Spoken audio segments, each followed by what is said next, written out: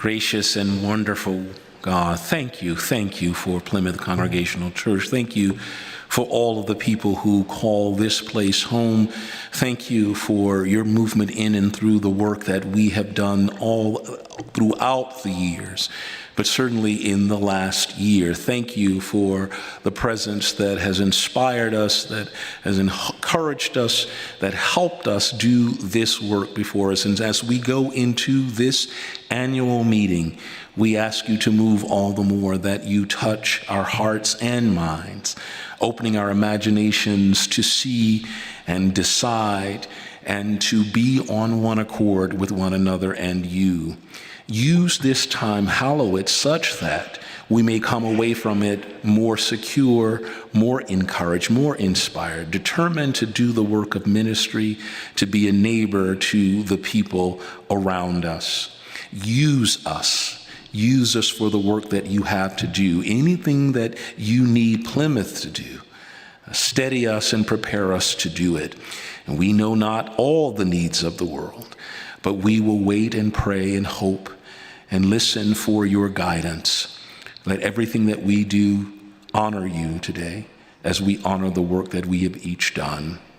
Inspire us to work harder for this beloved community. And make sure that we are open to the movement that you bring. In all these things, we are all grateful, and we will testify to your goodness, testify how you made a way for us in everything we do. Let wisdom guide every choice, every discussion, that we may honor ourselves and honor the work that we have taken in this ministry. In your many names we pray. Amen.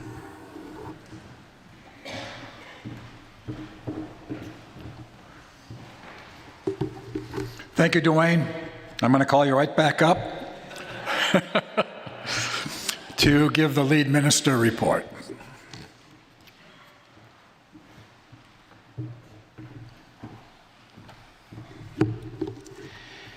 It is always an honor to give the lead minister's report, to try to stand back and get away from being in the middle of so much, to try to be honest and accurate about what we've seen.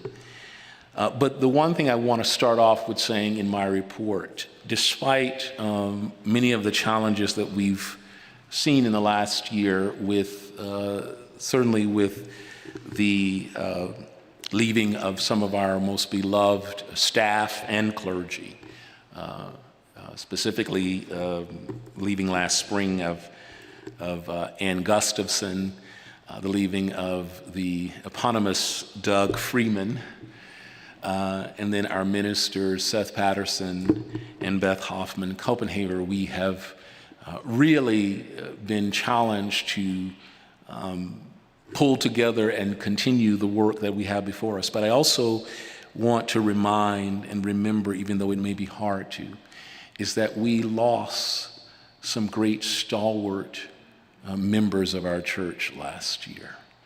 We grieved their loss. We grieved them in this very sanctuary, people who gave service to us in such profound ways and for many years.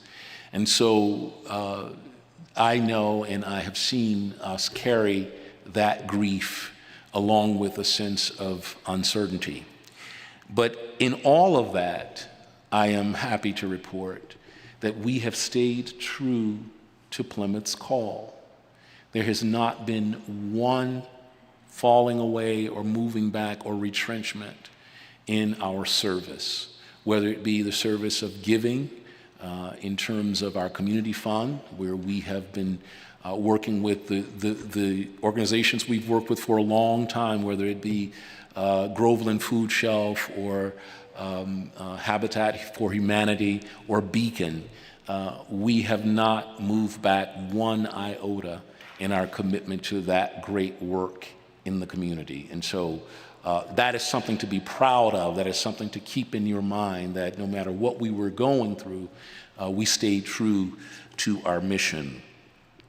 I also want to point out that one of the really challenging experiences we had this year was the hiring and the resignation of 2 directors of operations. And I think it's worth pointing out that, just want you to know that none of those departures had anything to do with anything that Plymouth was doing or a lack of skill. Each of those people who committed to coming to be our director of operations had some very deep, tragic, personal events in their lives. And one of the things that we have always, and despite our desire and despite our frustration, I want us to remember to keep those 2 people in your prayers, because the life milestones that they have had to endure was something that many of us would certainly have empathy for, but would be challenged if we had to confront them. And so please keep those 2 individuals in your prayers for health and wholeness and God's presence as they continue in their lives. And I do want to report, too, that one thing that I think has been a very powerful experience this year, and some of it happened because of the transition and so many people leaving and in the ministries, is our staff. Not only has the staff really stepped up and begin to work and to do what they've been called to do, regardless of all the changes and that have been going through. Not only did they do that, but this past year, we have done more staff development work than I've ever seen. Real intentional gathering to talk about our work, to plan our work, to think about how to do our work better and more efficiently. It has been wonderful to not only see, we've always relied and we could depend on these great people that we've hired to work here. But a testament to their commitment is how in this transition, they have doubled down on making sure that they have both the skill, the will, and the energy to continue to serve in the way that they do. And so I am grateful for that, but I am also grateful to you. In particular, I want to mention the deacons, I want to mention the Human Resources Committee, and I want to mention Board of Finance Administration, because those 3 entities, you have kept faith with the staff. You have checked in, you have made changes, you have led, you have guided, and I think it's worth pointing out that you did that. And I want to call 2 specific names, too, in terms of that staff work, and that's Lynn Moline and Sarah Lehman, who joined with the staff to really walk with us to think about how to do our work better. And that kind of commitment, that kind of pulling together is what is needed at this moment. And we did it, and I am so excited and so proud of our staff, and you are truly, truly blessed to have them. So I think that's enough because I can keep going, but I hope that gives you a flavor of how we've done, how we're doing, and where we want to go, and how much we have to do.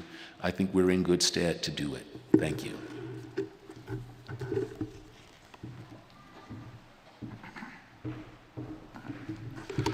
Thank you, Dwayne. Now I'll call up the moderator. No, he's already here. You can read my report in the annual report. I'm not going to read that. I'm going to make some addendums to that and some other comments to what I already wrote there. Dwayne had mentioned the problems that we've had in trying to hire a director of operations. I would just like to report that another search is in place, and actually the search committee has interviewed 4 people already, and of those 4, the search committee felt like all 4 could do the job. We have over, at last count, and it may have changed by now, was 26 applicants, and we are sorting through those. We are going to make a few more have a few more interviews, and those are being done via Zoom. Then within the next 2 weeks, we will narrow that down to a manageable number, whatever that might be, and have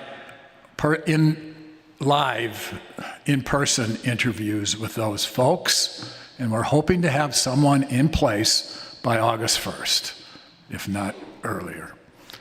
So that's the goal there. I want to reiterate what Dwayne was talking about in recognizing the leadership of Plymouth Congregational Church. As moderator for the past 2 years, I have made a very serious attempt to be involved in as many things as I can here at Plymouth, to witness what is going on, to get the feel, to see what's happening. I've attended every leadership council meeting for the past 2 years. And the spirit that is here at Plymouth is incredible. And even with all of the changes, with all of the staff turnover, with the clergy turnover, the spirit remains high, it remains exciting. This is an exciting time to be at Plymouth. It's an exciting time to be in the world that's going through a huge transformation, as Dwayne made very clear in his sermon this morning. And together, we can make a difference if we just let the Spirit touch us. I am so convinced that our leadership, our lay leadership, including our lay staff, are leading us in the right direction. And so I really ask that you have faith and trust in our leadership. And don't be afraid. I know you won't be, because Plymouth is never afraid to express their opinions. And that's great, and that's wonderful, and keep doing it. One other thing I want to say. This has been a challenging year for me personally and for all of the deacons. There has been one person that has been at my side, covering for me at times, doing things that I, as a moderator, should have been doing but couldn't, and that's Annette Atkins.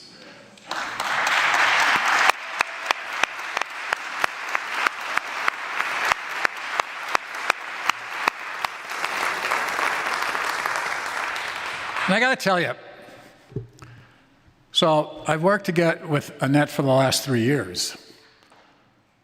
We hardly ever agree on anything.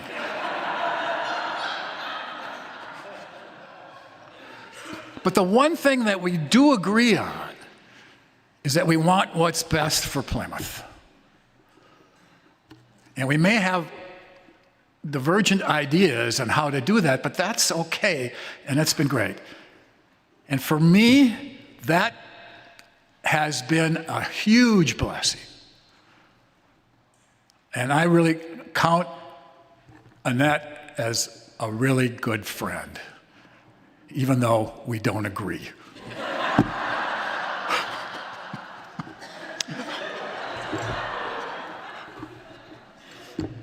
So with that, I'm going to call up Tom Anderson to give the report on the Leadership Council.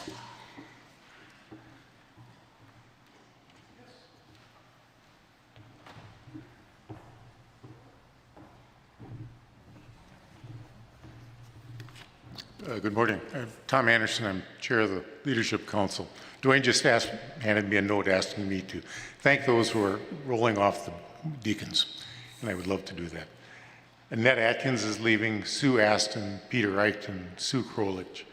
Kathy Crane, Jean Thompson, Dobby West, Laura Sauer, and, oh, no, deacons and boards, I'm sorry. I could have read the whole note before I decided to read it to you.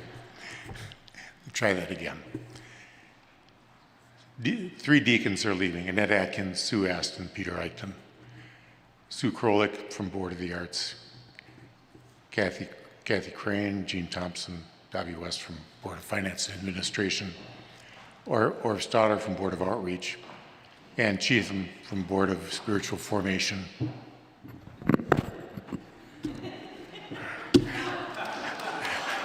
Thank you, Cody.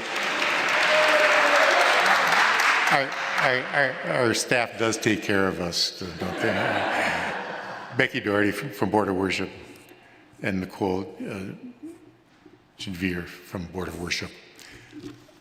Leadership Council is a collection of the chairs of the boards and initiatives along with 4 officers. Our goal is to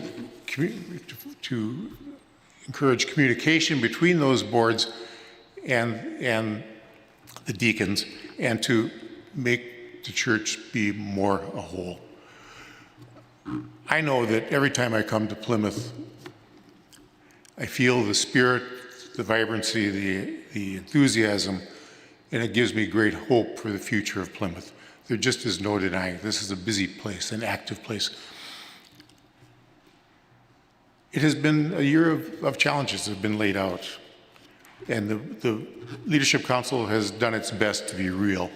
There have been painful and difficult issues, personnel issues, financial issues, questions about what the next generation of Plymouth will look like. And the boards, initiatives, and Leadership Council as a whole have tried to deal with those as best we can. We've tried to be consistent with our values while being aware of our current limitations. It's been a joy to work with such a fine group of people. These are folks who show up. They've done their homework. They bring their best selves to every single meeting. Running meetings is not really my strong suit, and they carry me along. They ask the right questions. They know how to discuss. They may not agree. Generally, they do. But it is just a joy to be with that fine bunch of people. Plymouth is really lucky. I've been really lucky to be working with them. I'd like to give a special mention to Mary Jordan, the chair-elect, Nancy Gores, the secretary of the council. Both of them are wise, intelligent, and committed, and they've been very helpful. Teresa Voss will be the chair-elect next year, and she will also just an outstanding job. The deacons, especially Moderator Peter Eichten, have been just wonderful help.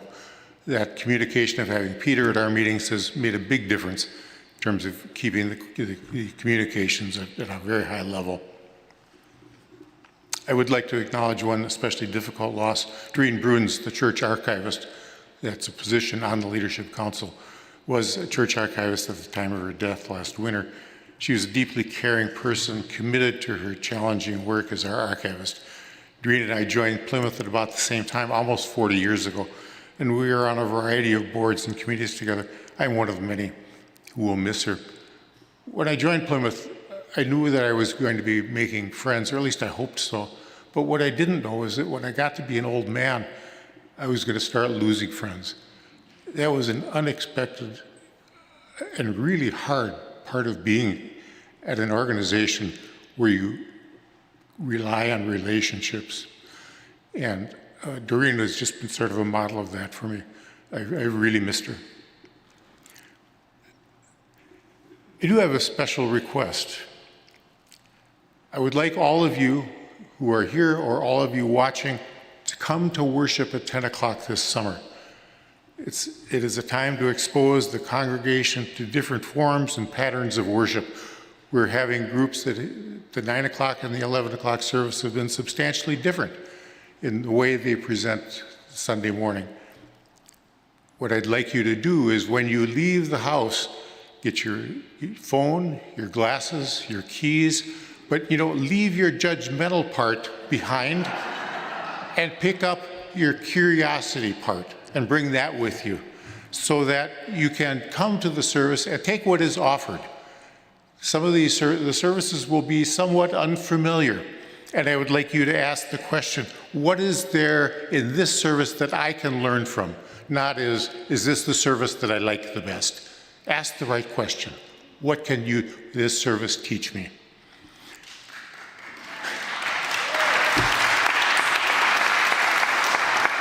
When you're here on Sunday morning, or when you're here at Plymouth, come on Wednesday. Midweek Mingle doesn't go every week now, but it is once a month.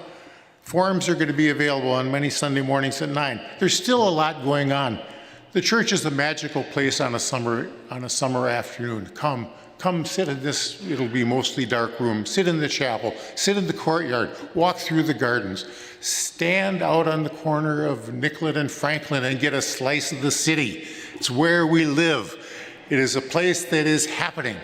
There is much going on in this neighborhood, and it is important.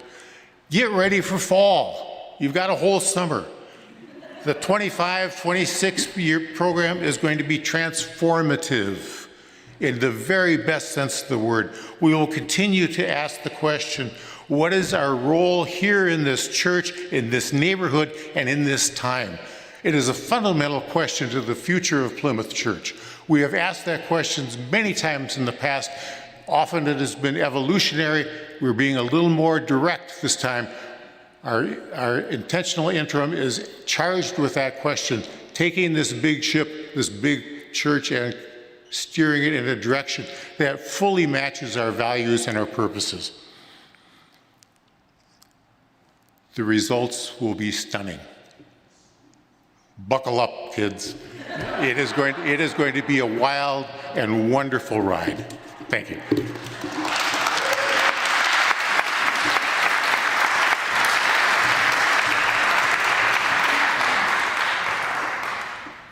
Thank you, Tom. And I want to call up Mary Jordan, who was the chair of our nominating committee.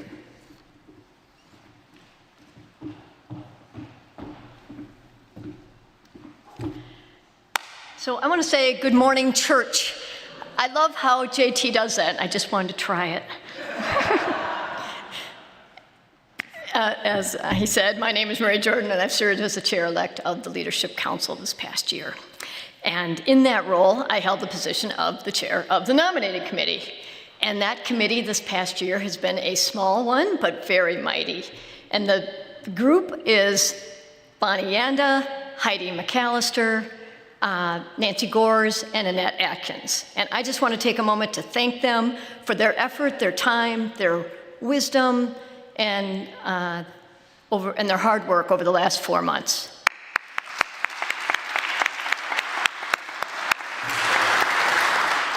So the nominations committee task was to collectively consider the nominations that you, the church, brought to us, and to look and match them up with what openings were on next year's slate for the different boards. And some of the boards received more nominations than we had opening spots for, and that is a good problem to have. And it really highlighted to me the commitment and the engagement of this church in our leadership. So I was very proud of that. Another example of this engagement was when we made the ask to people if they would serve, that over 80% or near 80% said yes. And for that, we are grateful. So here's our slate of candidates. Deacons, co-moderator Johanna Schussler, co-moderator Peg Burke, treasurer Mike McAllister, clerk Eric Olson, deacon Lanny Bennett, and deacon John Shank. Leadership Council, Chair Mary Jordan, Chair-elect Teresa Voss, Secretary for one more year, Nancy Gores, and Archivist, the great and only Tom Anderson. Board for the Arts, Deb Hendricks, Board Member MC Hulse. Board of Community Life, Co-Chair Bill Reed, Co-Chair Linda Simey, and Board Members Scott Beaumont and Myra Starkenberg. Board of Finance and Administration, Chair Rick Simey, board members Gail Fugit, Andy Scow, Larry Brantz, and Sue Moses. Board of Outreach Chair Sarah Bergen, board members Ann Cheatham and Jean Tracy, Board of Spiritual Formation co-chair Richard Jewell, co-chair Mary Sheehan, and board members Peter Eichten, Steve Sanders, and Andy Holdsworth. Board of Worship Chair Jim Leslie, and board members Faye Sleeper, Loretta Menke, and Grace Forbord. Racial Justice Initiative, the continuing chair Karen Barstead, and Climate and Environmental Justice Initiative, the continuing chairs Katie Dillon and Dave Holmes. Thank you.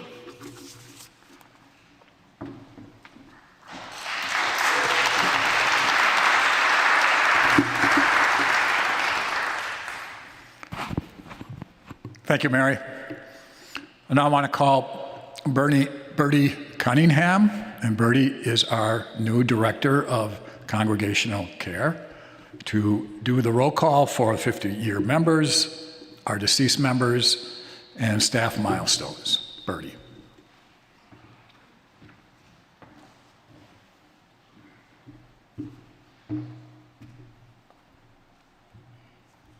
Thanks, Peter.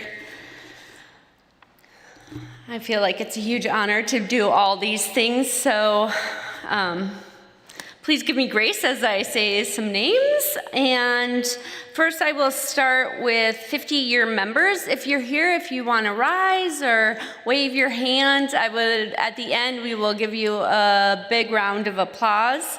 Because today we celebrate this milestone of 50-year membership. Let us give thanks for all the many gifts and maybe challenges they have brought to our community, and may we continue to give and receive support and care from and with them.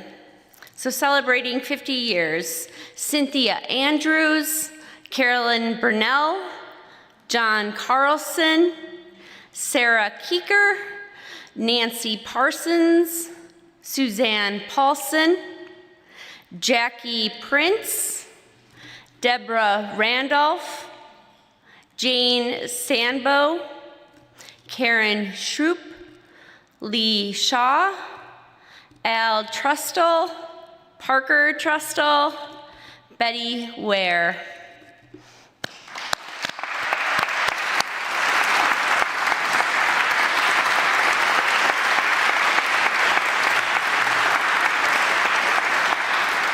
There's Parker.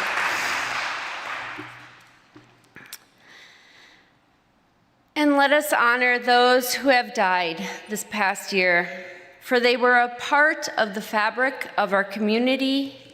May we hold them and give gratitude as we remember them, and also those who have loved them.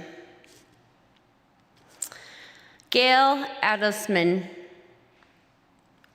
Dick Anderson,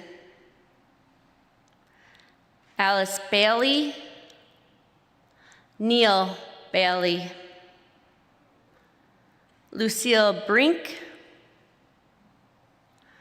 Doreen Bruns, Marion Bryant, Stuart Campbell, Sharon Christensen, Terry DeBold,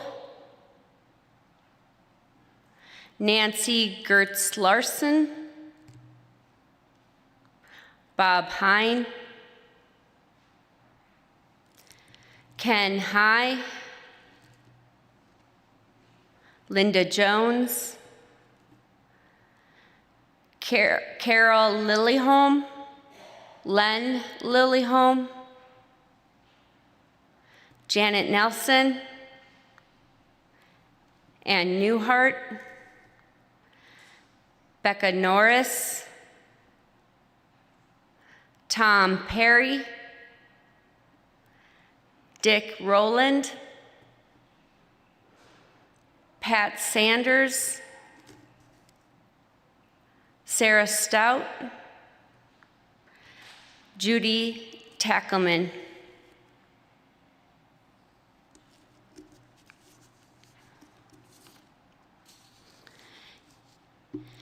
and we celebrate staff milestones.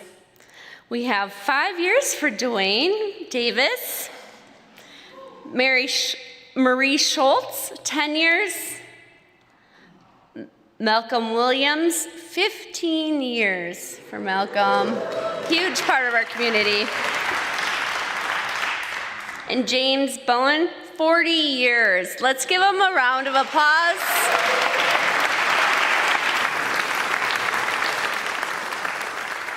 Thank you.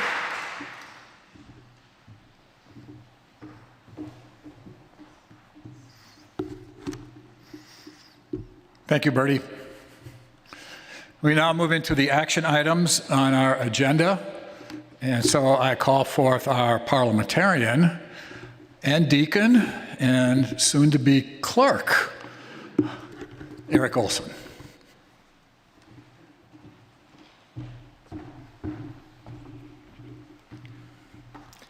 Thank you, Peter. Good morning, everybody. I'm here to talk about the proposed bylaw change that was posted and was part of the meeting materials. A few months ago, as the nominating committee was doing its work, folks came to the deacons and said, you know what, the moderator job is really a very, very big job, and frankly, how big it is kind of a barrier to people serving in that role. And the idea was presented, you know what, co-moderators would be a good idea, and there were two wonderful people who've been nominated to be co-moderators that were willing to share those duties and work together. So the deacons thought that was a good idea. That we would allow co-moderators. Our bylaws always used moderator in the singular and the like, and so we didn't want to have any question about whether one could, whether co-moderators were possible in our governance. And it's also a very important position. Actually, under Minnesota nonprofit corporation law, our moderator is the president of the congregation and has duties as described in the Nonprofit Corporation Act. So we added to Article 5, Section 1 of the bylaws, a provision that authorizes co-moderators if nominated by the nominating committee and elected by the congregation. And that provision says that those moderators share duties as they see fit. So, Mr. Moderator, we'd accept a motion to amend the bylaws as posted in advance of the meeting. So a motion has been made to accept the bylaw change. Is there a second? There's been a second. Is there any discussion? If so, please come up to the microphone if you have anything you'd like to say.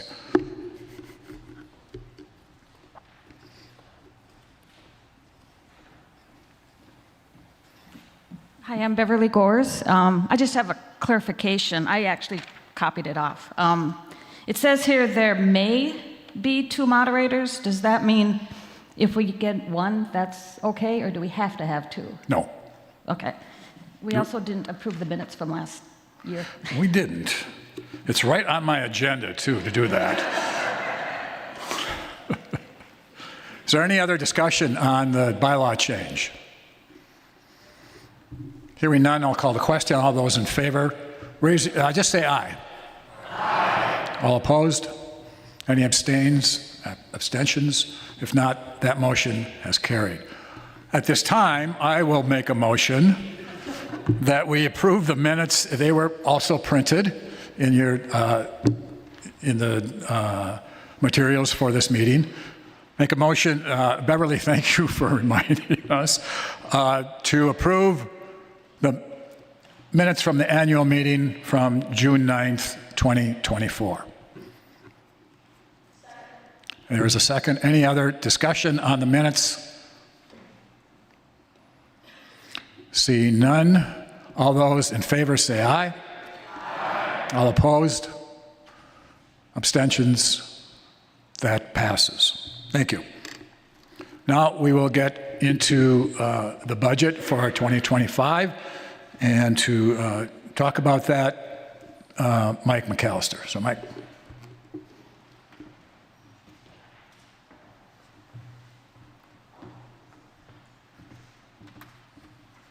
Good morning.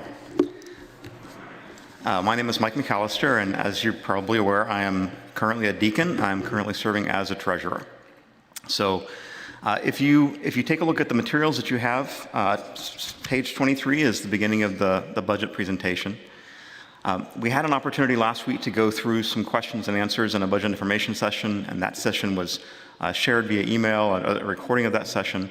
So today I plan to kind of cover the budget at a high level, but we will certainly have time to ask and answer any questions that you may like if there's details that you want to learn more about. So just so you're aware, the budget that we're talking about, Plymouth in the past year adopted a unified, changed our fiscal year to match the calendar year. So when we talk about fiscal year 25, or if we talk about 2025, those are now the same thing. In past years, they were differently aligned. So what we're talking about today is adopting a budget that covers calendar year 2025, so starting in January and continuing through December. The budget that you have in front of you is a rolled-up version of the budget that was developed. It was built using data from staff, built by lay leadership, scrutinized by the Board of Finance and Administration, and ultimately passed as a motion of the deacons in the May meeting to bring forward to the congregation. It reflects our best understanding of the projected income and expenses that Plymouth Congregational Church will see over the course of this year. When I give the budget information session, I like to remind folks that a budget is a set of choices. It reflects the kind of thinking that we are making about what is the congregation willing and able to support. It reflects choices around what do we think is likely to change over the coming year, or what may be unlikely to change over the coming year. And it critically reflects decisions about, for the resources that we have, what are we going to spend and what are we going to try to preserve? And so a budget is an attempt to balance all the forces at play by making choices that reflect our values, that reflect our priorities, that reflect decisions that we've made collectively. And so one of the other points that I want to highlight is that budgets and choices have consequences. When we make choices, we need to be mindful of what some of those consequences may be. Because in a lot of cases, those consequences can be self-reinforcing. They can feed on themselves or reinforce the decisions that were made. So with that in mind, at a high level, the budget that we're bringing forward reflects a journey that we are on. Close readers of the budget, and we'll get into some of these details in a moment, will recognize that our revenue and our expenses are out of balance. When we look at one of the ways that the Board of Finance and Administration kind of asked this question, I think is helpful to kind of crystallize it.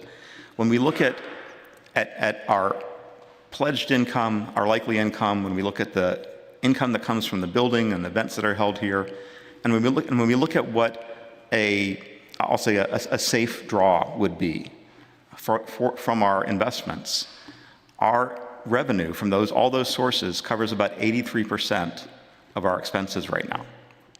So that's a significant gap. And it's one that the church has been aware of for, I'll say, years.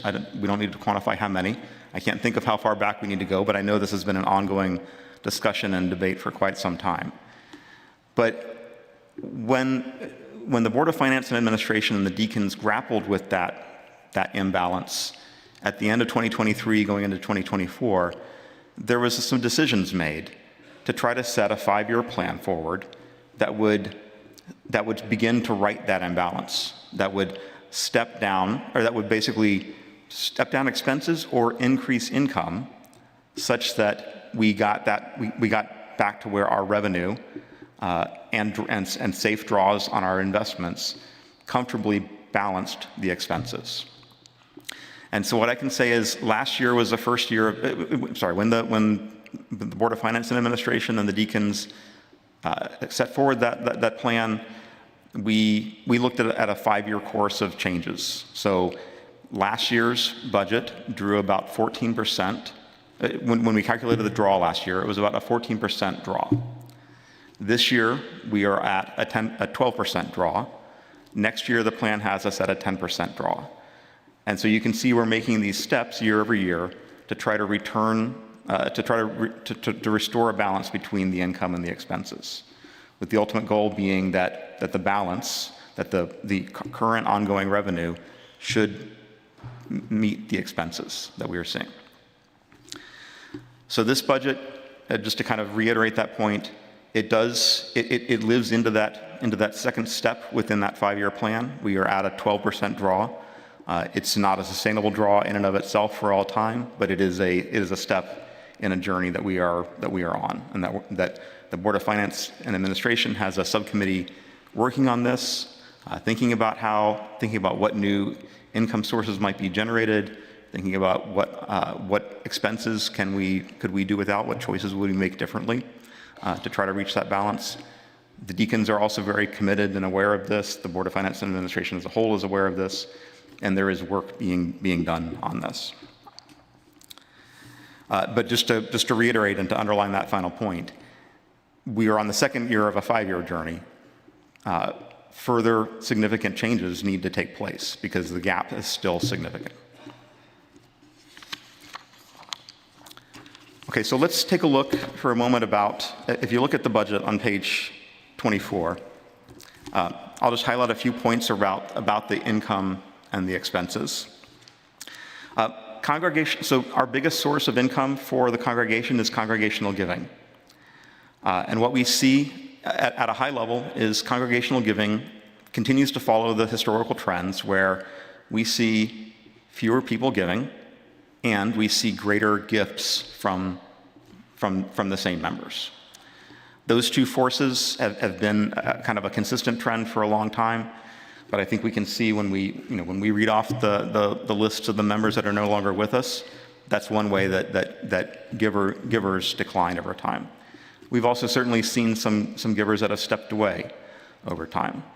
And I just want to reiterate that in last year's pledge campaign, we saw increased gifts outnumber decreased gifts by almost 5 to 1. And so just I want to say thank you as a treasurer. That is our greatest source of income. It is the most significant and meaningful one. I know it's also very personally meaningful to the people that are making those donations. And I every time I walk into this building, every time I see the effects of all of our expenditures, the programs, the people, the things that we do, I am just very kind of humbled by the fact that we make all of this possible through those gifts. And so I do want to thank everybody for that. When you look at the giving year over year, one thing I'll point out is so I made this point in the information session last week. I think it's worth kind of reiterating here. You'll see kind of what looks like a flat line between last year's giving and this year's giving. I don't see that as a negative. I think the fact that we are sustaining that through those greater gifts is significant. And I do believe the Board of Finance and Administration is already moving right now to begin work on the next year's on next year's fundraising campaign and on cultivating a culture of stewardship and encouraging stewardship practices that I think have a lot of possibility for upside. So I am hopeful about this in the future, and we'll hopefully have a chance to report on that in the coming year's budget sessions. So jumping forward on the other income line, leases, event rentals, things like that. What we found when we looked at our actuals from last year compared to what we had budgeted in 2024, we saw that we were somewhat under budgeted. We talked with our accounting team. They recommended that our current actuals look like they're suggestive of what we should expect in the future. So our proposed budget for this year reflects that fact. And the last section I'll call your attention to is the transfers. In addition, if you look at the commingled investment, what we call the draw, you can see that steps down from $835,000 last year to about $690,000 this year. That step down from 14% to 12%. It also does reflect a change in the basis of the draw. The Board of Finance and Administration, when they recommended that 5-year plan, encouraged us to use a more current number for the basis when we do that calculation. So there's a little bit of movement there.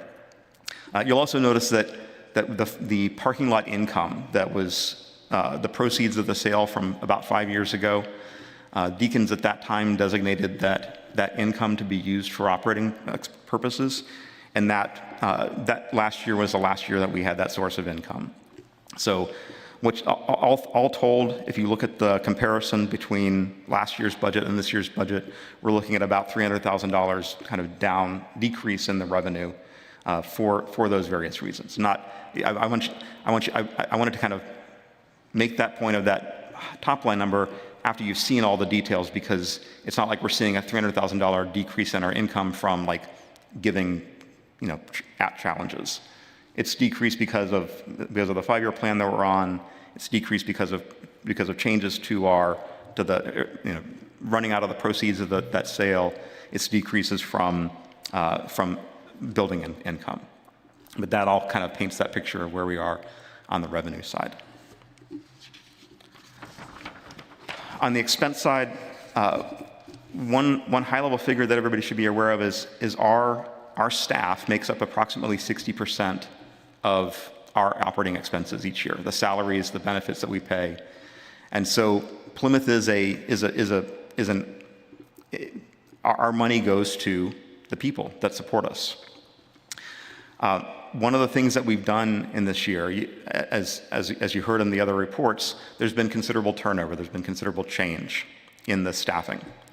And so in order to try to get confidence in the budget that we've got, we did a lot of work to study that staff, to really get fine-grained in calculating who's on our books, over which pay periods, what are we doing as far as changes go. And so all of those costs go into what you see shown here in the staff-related section of the budget. So it was this is different than past years. In past years, what I've seen us do is we've had kind of a top-level figure. We know what we've been spending. We kind of plot the simple changes, and we calculate that as the new budget. But we've really tried to take it to the next level and to gain some confidence in these numbers. So I do have confidence in these numbers currently. I say currently because, as you know, things have a habit of changing. So the budget, when we brought this budget forward for approval in May, I think we still had the belief or the hope that the previously hired director of operations was going to be able to return.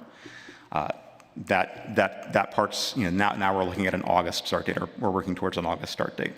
So the expenses are kind of built up as carefully as we can, and we just have to reflect that we only know so much about the future.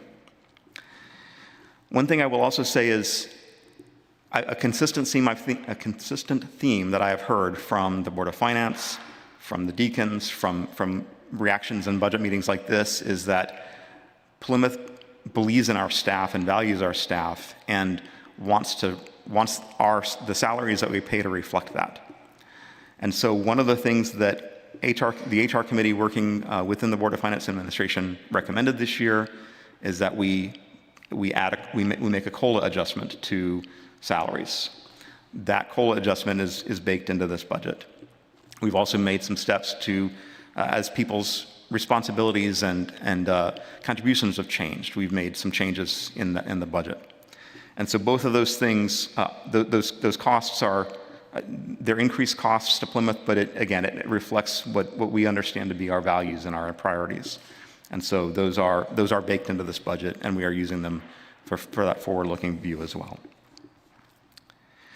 And I will say, not to dismiss it or discount it, but just the bottom section of expenses, the non-salary expenses, reflects dozens of kind of specific lines of detail, from how much we pay for snow removal to the insurance costs to what it costs to get the elevator inspected and to maintain the building and replace light bulbs and things like that.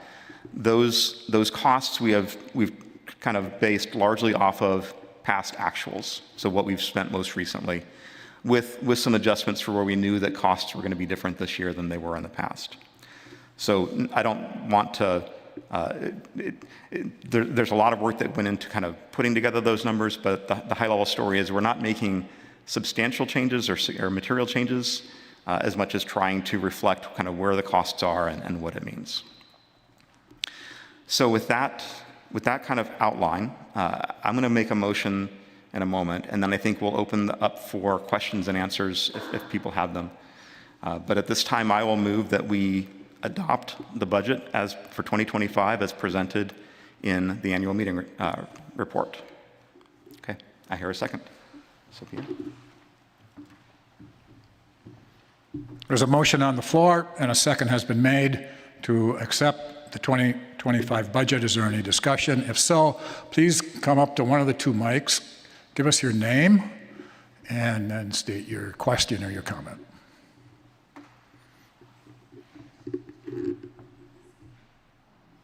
Oh, come on, this is Plymouth.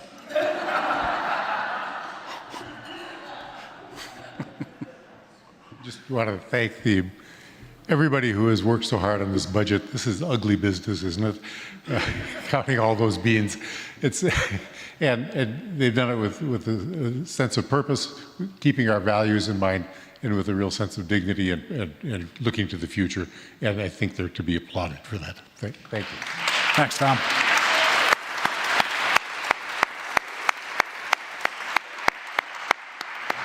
Jim Leslie. I guess my question is about generating more revenue, and that is, are we looking, I think there are efforts being made to find new sources of revenue. I'm talking about, in particular, maybe sharing this building with the congregation that is looking for some space that they don't have right now. So I can say with great confidence that yes, there are groups within the Board of Finance and Administration looking carefully at that. They are thinking about, I would say they're thinking about changes, and I'm a little bit on the outside looking in, so I can't take any credit for this, but they are absolutely thinking about small changes and large changes. What would Plymouth look like to have another congregation, or I'll even float two here to help carry some of the costs of the building? They're looking at potential revenue sources, ways that they could encourage fundraising, I'll say using novel ideas. They're looking at grant possibilities. They're considering things that might be partnerships or other tenants of the building, maybe some non-religious tenants of the building. So yeah, there is, I am very, I've studied the expenses quite closely, and I can say with great confidence there's not fat in the expenses. And so I know as we are on this journey to try to restore that balance, my great hope, and I think our great priority is to look at growing that revenue.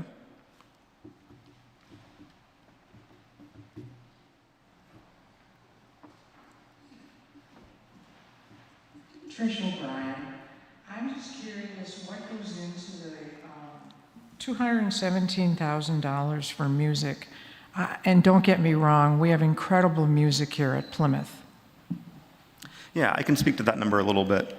So the number that's specifically called out as music is all kind of salary cost or employee-related cost. So that includes our principal director and organist. It includes the associate music director. It includes the choir directors and some other staff positions that support the operation of the operation of the music program. It includes the first service musicians, and it also includes the soloists in second service. So I think that's the full group.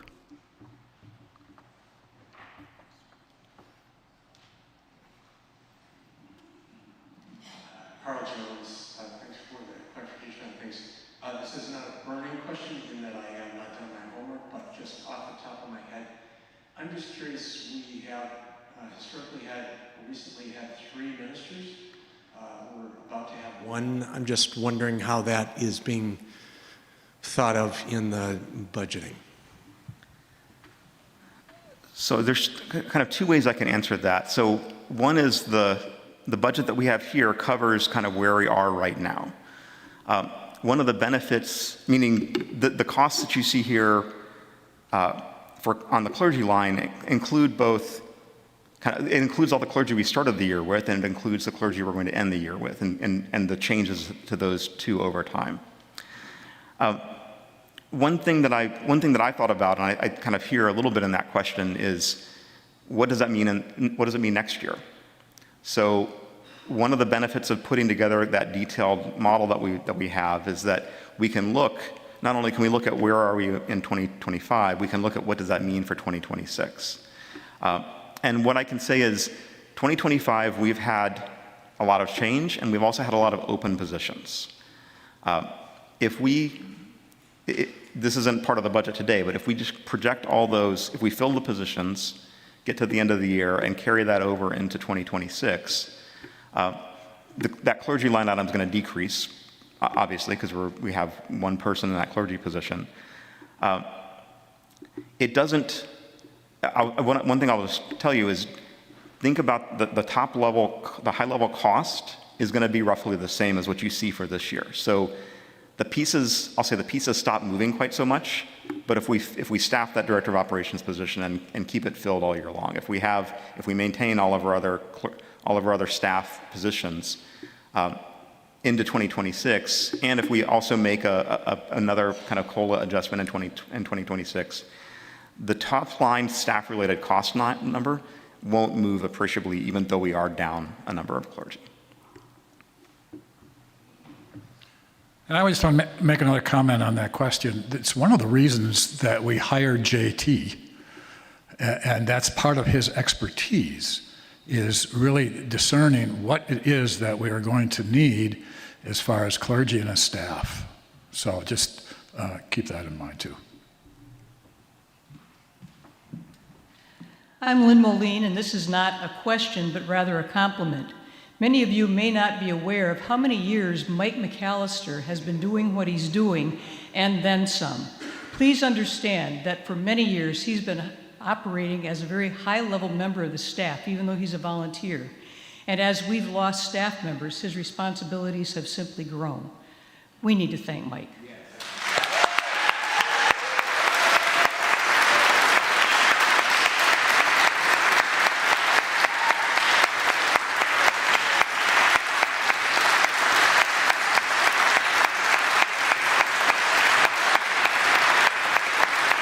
Thank you very much.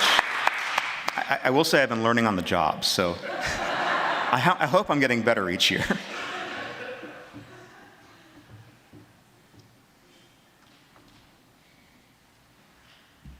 Third time's the charm here.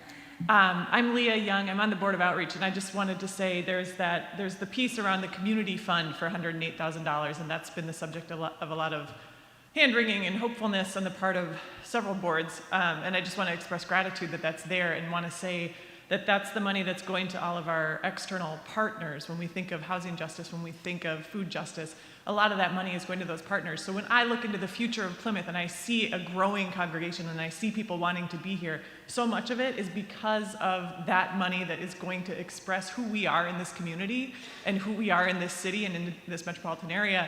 And I want to express gratitude for keeping that there despite the troubles, and just a hope and a confidence that that will continue and grow as we grow.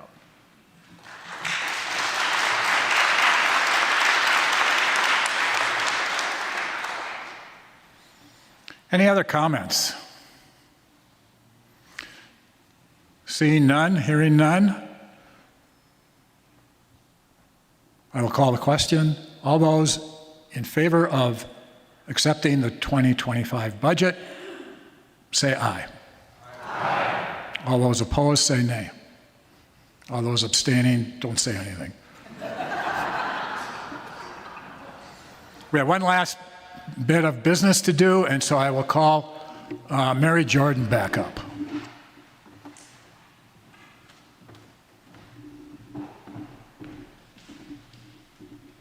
So you've heard the slate of candidates, and now it is time to vote on them. So I move that the congregation accepts the slate of candidates as presented.